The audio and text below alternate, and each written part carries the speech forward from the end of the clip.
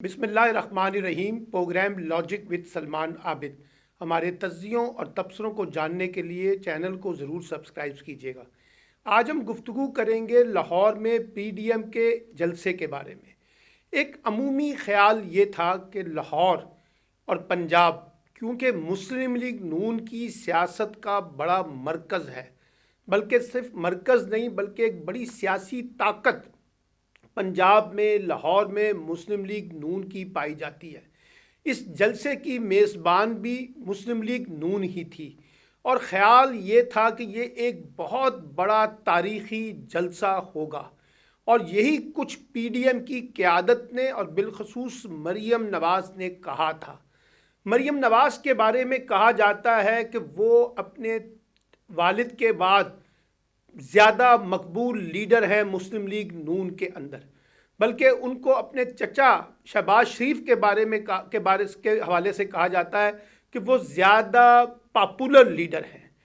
लेकिन हमने कल का जो जलसा देखा है उसके बारे में ये तो नहीं कहा जा सकता कि ये मुकम्मल एक फ्लॉप शो था, या ये कहना कि जलसा मुकम्मल नाकाम हो गया, ये ज़्यादती होगी।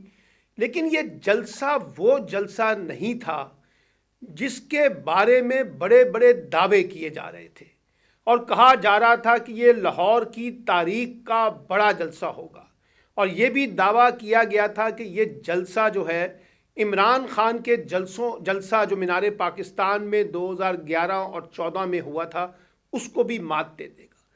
लेकिन बड़ी हैरान कुन बात के सामने आई कि जिस अंदाज का ये जलसा हुआ ये वो मोमेंटम नहीं था जो मुस्लिम लीग नून दिखाना चाहती थी या पीडीएम दिखाना चाहती थी।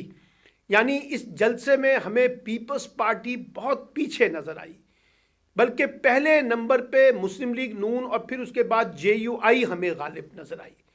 और बड़ी दिलचस्प बात यह है कि जो लाहौर है उसके अंदर वो जोशो खरोश हमें देखने को नहीं मिला। हालांकि मरियम ने पिछले एक हफ्ते में कई रैलियां लाहौर के अंदर की थी और बड़ी अच्छी रैलियां की थी, लेकिन जलसे में लोग नहीं आ सके। उसकी क्या वजह है? मौसम, बहुत ज़्यादा सर्दी, कोविड का मसला या कुछ और? बाज़ लोग कहते हैं कि जो पीएमएलएन है उसने वो तैयारी ही नहीं की थी कि जिस अंदाज से लोगों को यहाँ पर मुतहरिक करके और बाहर निकालना था। उनके एमपीएस, उनके एमएनएस, उनके काउंसलर्स जो जीते हुए थे, जो हारे हुए थे, उसमें हमें कोई बहुत ज़्यादा जोश हमें देखने को नहीं मिला। और आज मरियम ने पीडीएम के और अपनी पार्टी के इजलास में गिला किया है मुस्लिम लीग नून के हवाले से कि उनके वर्करों ने, उनके अरकान असम्बली ने वो मेहनत नहीं दिखाई जो उनको दिखानी चाहिए थी। यानी खुद मुस्लिम लीग नून के अंदर ये एहसास पैदा हुआ है कि वो तादाद नहीं थी जो तादाद होनी चाहिए थी। फिर हमने देखा कि जिस वक्त नवाज शरीफ ने आखिरी लम्हे में वीडियो लिंक से खिताब किया तो आधे से ज़्यादा मजमा जा चुका था, खाली ग्राउंड थी। बहरहाल एक शो वो करने में कामयाब हुए। अब इस पे हर बंदा अपनी अपनी राय देना चाहेगा। कोई कहेगा कि बहुत बड़ा जलसा हो गया, कोई कहेगा कमज़ोर जलसा था। हुक्मरान तो यही कहते हैं कि जलसा बड़ा कमज़ोर था, अपोजिशन यही कहेगी कि ये तारीख का सबसे बड़ा जलसा था। जैसे ख्वाजा आसिफ ने कहा और मरियम ने कहा कि उन्होंने तारीख़ में इससे बड़ा जलसा नहीं देखा। ये भी एक सियासी मजाक ही कहा जा सकता है, हालांकि वो जलसा जिस अंदाज का होना चाहिए था नहीं हुआ। एक बात। दूसरी बात यह है, कहा यह जाता है कि शहबाज शरीफ और हमजा शहबाज, जिनका लाहौर पंजाब के अरकान असम्बली पे बड़ा असर नफूज है, उन्होंने कहीं कोई मैसेज पास ऑन किया है कि बहुत ज़्यादा मोबिलाइजेशन ना की जाए। यही वजह है कि हमें वो रश देखने को नहीं मिल सका। फिर जो लोग वहाँ आए भी उनके अंदर भी बड़ी पुरजोशियत देखने को नहीं मिली। वो क्राउड वो नहीं था जो आम तौर पे पीटीआई के जलसों में हमें देखने को मिलता था। अब उससे दूसरी बड़ी मायूसी ये हुई कि जो वहाँ पर ख़ास तौर पे मौलाना फजल रहमान की तकरीर तो थी, उसमें ऐसा कोई वाज़ेह पैगाम नहीं मिल सका। मसलन मामला जनवरी और फरवरी के पहले हफ्ते में चला गया लॉन्ग मार्च का। इस्तीफ़ों के बारे में कहा गया कि हम मुनासिब वक्त पे देंगे, कोई वाज़ेह ऐलान नहीं हो सका। अब इस लाहौर के जलसे के बाद क्या होना है, कहाँ जलसे होने हैं, उसका कोई टाइम फ्रेम नहीं आया। تو ایک کوئی واضح پلان نظر نہیں آیا پی ڈی ایم کے اندر کہ وہ دینا کیا چاہتے ہیں۔ پھر مولانا فضل الرحمان نے کہا، اعتراف کیا کہ عمران خان اتنی آسانی سے نہیں جائیں گے، بلکہ اس کے لیے ہمیں انقلاب لانا پڑے گا۔ اب وہ انقلاب کیسے آئے گا، کون لائے گا، کب آئے گا، اس کے بارے میں بھی کوئی نہیں پتا۔ پھر ماشاءاللہ محمود خان اچکزئی جو حکومت گرانے آئے تھے، وہ یہاں پر بیٹھ کے لاہوریوں اور پنجاب کے بارے میں جو لب و لہجہ اور جو طرز عمل اور جو گفتگو انہوں نے کی، اس کو بھی پنجاب میں بہت زیادہ پسند نہیں کیا گیا، بلکہ لوگوں نے یہاں تک کرٹیسائز کیا ہے کہ جو سٹیج پہ بیٹھی ہوئی قیادت تھی، انہوں نے بھی اس کے اوپر کوئی ریئیکٹ نہیں کیا۔ پھر آگے بڑھیں تو آپ یہ دیکھیے کہ یہ جو سارا نیریٹو ہے کہ کیسے حکومت کو گھر بھیجنا ہے، وہی اسٹیبلشمنٹ پہ انحصار، وہی مریم کا انداز بیان، جرنیلوں کے نام لینا، حاضر سروس، ریٹائرڈ جرنیل، نواز شریف کا وہ انداز، مولانا فضل الرحمان کا وہ انداز، لگتا یہ ہے کہ یہ عمران خان سے زیادہ اسٹیبلشمنٹ کو ٹارگٹ کیے ہوئے ہیں۔ اب کیوں کیے ہوئے ہیں؟ اس لیے کہ اسٹیبلشمنٹ کو ٹارگٹ کر کے آپ ان پہ دباؤ بڑھانا چاہتے ہیں کہ آپ یا تو عمران خان کی حمایت سے دستبردار ہو جائیں، یا ان کی حکومت کو گھر بھیج دیں، اور یا ہم پر شفقت کا ہاتھ رکھیں۔ اب اس بنیاد کے اوپر یہ جو ساری کیمپین ڈیزائن کی گئی ہے، وہ کیسے آگے چلے گی؟ پھر مولانا فضل الرحمان نے کہا کہ جناب اس موجودہ اسمبلیوں کے ذریعے سینٹ کے انتخابات قبول نہیں ہیں، اور قمرالزماں قاہرہ کہتے ہیں نہیں جی ایسی کوئی بات نہیں ہے، سینٹ کے انتخابات اپنے وقت پہ ہوں گے۔ اب یعنی استعفوں کے معاملے میں بھی تضاد نظر آ رہا ہے، اور میری اطلاعات کے مطابق 10 کے قریب لوگ ہیں جنہوں نے مسلم لیگ نون کے مزید ارکان جنہوں نے رابطہ کیا پنجاب کی حکومت یعنی عثمان بزدار سے، اور ان کی کوئی خفیہ ملاقات ہوئی ہے۔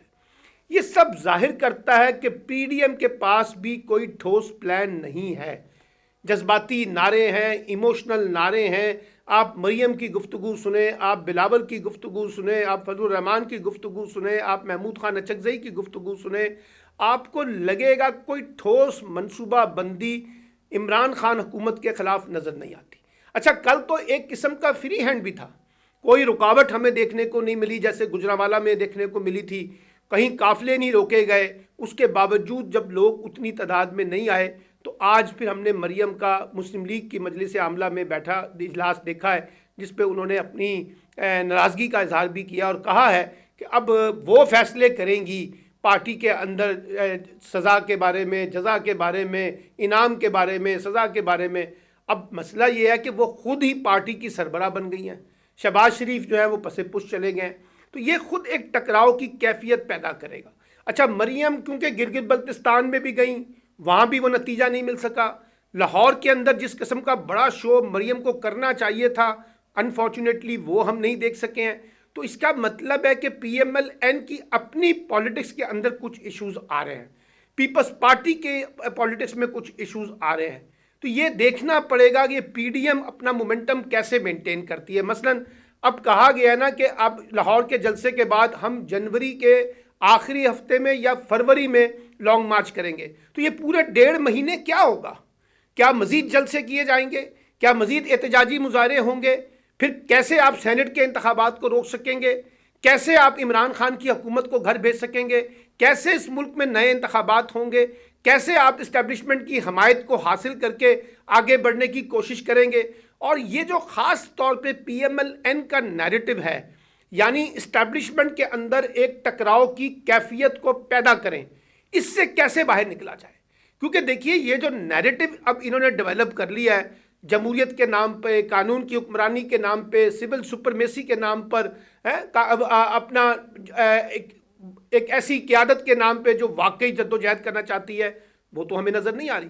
اچھا، پھر یہ کہا گیا تھا کہ پنجاب اب فیصلہ کرے گا پنجاب کی مزاحمتی سیاست، اور پنجاب نے طے کر لیا ہے کہ وہ اسٹیبلشمنٹ سے ٹکراؤ کی سیاست کرے گا، اور ایک بڑی لڑائی لڑنے کے لیے پنجاب تیار کھڑا نظر آتا ہے۔ کل وہ بھی ہم نہیں دیکھ سکے وہ ٹکراؤ، اور جس قسم کا انداز وہاں پہ تھا، مینار پاکستان کا ایک حصہ کو جلسہ گاہ بنایا گیا تھا، پورا مینار پاکستان تو جلسہ گاہ بنایا ہی نہیں گیا تھا۔ تو وہ مزاحمت جو مریم کہتی رہیں، نواز شریف صاحب کہتے رہے، فضل الرحمان صاحب کہتے رہے، اچکزئی صاحب کہتے رہے، اے این پی کہتی رہی، کہ جناب بلاول کہتے رہے کہ پنجاب جاگ گیا ہے، پنجاب اب یہ کرے گا، تو وہ تو ہمیں ریفلیکشن دیکھنے کو نہیں مل رہا۔ تو تو میں کہنا یہ چاہتا ہوں کہ اس لاہور کے جلسے سے مریم کا قد کاٹ کوئی بڑا نہیں ہے بلکہ کم ہوا ہے. اس پہ سوالات اٹھے ہیں، ان کی پارٹی کے اندر سے سوالات اٹھ رہے ہیں کہ کیا وجہ ہے کہ ہم اس طرح کے ماحول میں اس طرح کے جلسے کرنا چاہتے ہیں جب لوگوں کا بھی اس وقت رسپانس ہمیں وہ نہیں مل رہا جو ہمیں ملنا چاہیے تھا. اس لیے یہ یاد رکھیے کہ پی ڈی ایم کے پاس جب سیاسی آپشن ختم ہو جائیں گے تو وہ کیا کرے گی. حکومت نے ڈبل گیم کھیلی. حکومت نے یہ کہا کہ ہم جلسہ روکیں گے، مقدمے بنائیں گے، گرفتاریاں کریں گے، کچھ ہوئی بھی، لیکن ساتھ ساتھ آخر میں فری ہینڈ دے دیا. اب جب آخر میں فری ہینڈ دیا تو یہ خود چیلنج بن گیا پی ڈی ایم کے لیے کہ وہ جلسے گاہ کو کیسے بھرے جو وہ نہیں بھر سکے. تو بہرحال مجھے لگتا یہ ہے کہ پی ڈی ایم کے اوپر بھی سوالیہ نشان اٹھے ہیں. اس لاہور کے جلسے کے بعد جو مومنٹم انہوں نے بنانا تھا اور جو ایک بڑا دباؤ ڈالنا تھا اسٹیبلشمنٹ کے اوپر، حکومت پہ، وہ بڑا دباؤ تو نہیں ڈل سکا، بلکہ خود پی ڈی ایم کی کمزوریاں جو ہیں وہ نکل کر سامنے آ رہی ہیں. اور اس صورتحال میں کوئی یہ توقع کرے کہ پی ڈی ایم کوئی فیصلہ کن جنگ کرنے جا رہی ہے کہ پی ڈی ایم جو ہے وہ حکومت کو گرانے میں کامیاب ہو جائے گی، انتخابات ہونے والے ہیں، عمران خان گھر جانے والے ہیں، اسٹیبلشمنٹ نے طے کر لیا ہے، عمران خان طے کر چکے ہیں کہ وہ اس دباؤ کو برداشت نہیں کریں گے. یہ سب باتیں سیاسی نعرے تو ہو سکتے ہیں، جذباتی گفتگو تو ہو سکتی ہے، لیکن جو سیاسی حقائق ہیں وہ یہ بتا رہے ہیں کہ پی ڈی ایم کو خود اپنے اندر بہت سے معاملات کو ریویو کرنا ہوگا. جس انداز سے، جس طرز عمل سے، جس ایٹیٹیوڈ سے، جس ایکشن سے وہ آگے بڑھنے کی کوشش کر رہے ہیں، اس سے ان کی اپنی داخلی مشکلات پی ڈی ایم کی وہ بڑھ رہی ہیں، اور پارٹیوں کے اندر جو گروپ بندی ہے وہ بھی ابھر کے سامنے آ رہی ہے. تو میرے نزدیک تو پی ڈی ایم پہ سوالیہ نشان زیادہ ابھر رہے ہیں، اور یہی پی ڈی ایم کے لیے ایک بڑا چیلنج ہے کہ وہ مستقبل میں اس پی ڈی ایم کو کس حد تک منظم اور کس حد تک مینٹین کرنے میں کامیاب ہو سکے گی.